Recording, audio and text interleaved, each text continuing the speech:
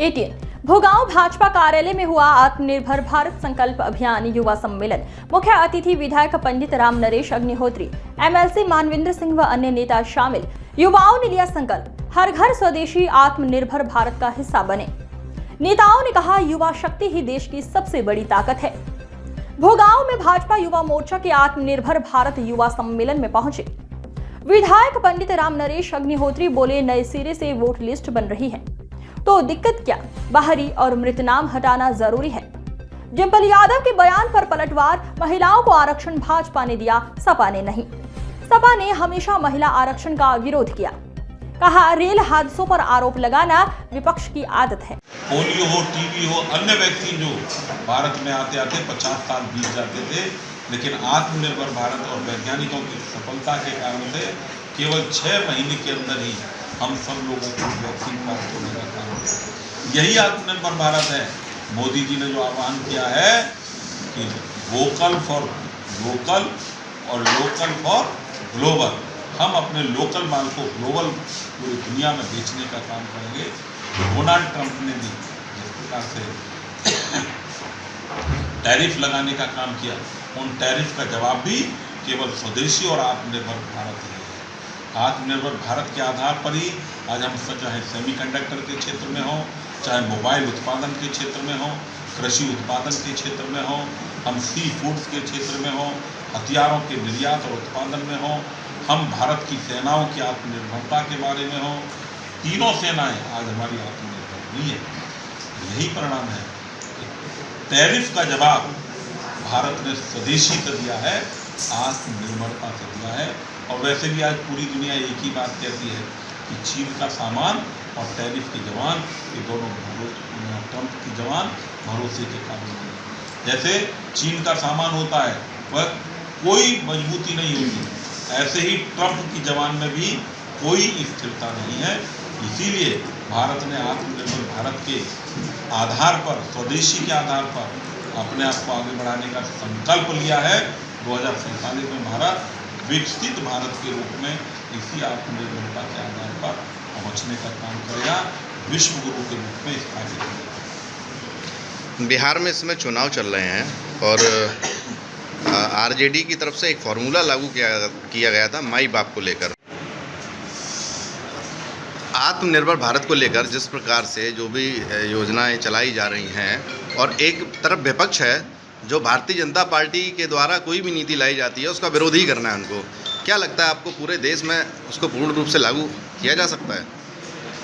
श्रद्धेय अटल जी कहा करते थे कि विरोध के लिए विरोध, यानी हर बात में विरोध करना ही है, अच्छा काम हो चाहे बुरा काम। तो ये आदत बन गई है विपक्ष की, चाहे केंद्र में हो चाहे प्रदेश में हो।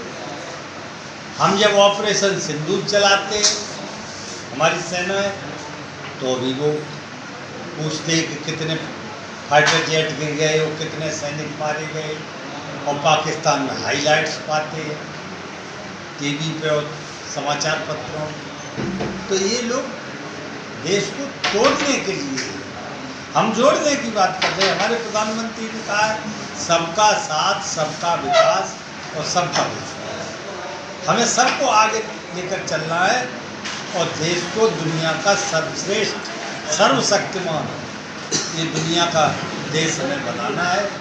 ये हमारी भारतीय जनता पार्टी का संकल्प है, हमारे प्रधानमंत्री का संकल्प है और हमारी सभी सरकारों का संकल्प है। SIR को लेकर इस समय काफ़ी चर्चाएं चल रही हैं और विपक्ष के द्वारा बराबर कहा जा रहा है कि भारतीय जनता पार्टी की एक हताशा है जिसको लेकर वो लेकर आए हैं। अभी हाल ही में भोगांव में मैनपुरी की सांसद आई थी, जो उनसे सवाल किया गया तो बराबर SIR को लेकर बोल रही थी कि ये विपक्षी भारतीय जनता पार्टी की एक हताशा है। तो इसको लेकर आप क्या कहेंगे SIR पर? क्या विपक्ष ये बताएगा कि जो लोग मृत हो गए उनका नाम वोटर लिस्ट में है वो रहना चाहिए, या जो लोग वर्षों से 50-50 वर्ष जिन्हें हो गए यहाँ से चले गए, कोई बम्बई है कोई कलकत्ता है, उनका वोटर लिस्ट में वो रहना चाहिए क्या?